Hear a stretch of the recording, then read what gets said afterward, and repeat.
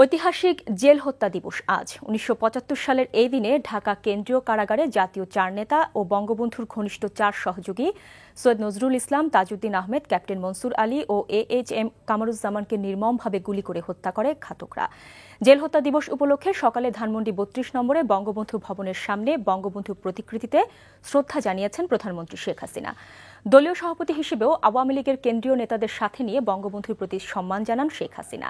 এ সময় জাতীয় চার নেতার পরিবারের সদস্যদের পাশাপাশি আওয়ামী লীগের সহযোগী সংগঠনের নেতাকর্মীরা বঙ্গবন্ধুর প্রতি শ্রদ্ধা জানান। পরে বনানী কবরস্থানে সৈয়দ নজরুল ইসলাম, তাজউদ্দিন আহমেদ, ক্যাপ্টেন মনসুর আলীর সমাধিতে পরিবারের সদস্যদের সাথে শ্রদ্ধা জানান আওয়ামী লীগের কেন্দ্রীয় নেতারা। চার নেতার প্রতি শ্রদ্ধা জানান আওয়ামী লীগের সহযোগী ও সমর্থক সংগঠনের নেতাকর্মীরা।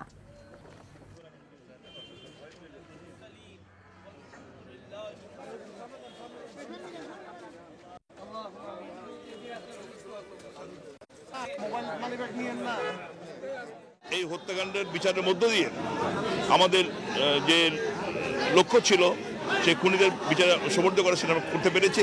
পলাতক আসামিদেরকে ইনশাল্লাহ ফিরিয়ে এনে সেই দণ্ড কার্যকরের মধ্য দিয়ে আমাদের প্রতিটি মানুষের আকাঙ্ক্ষা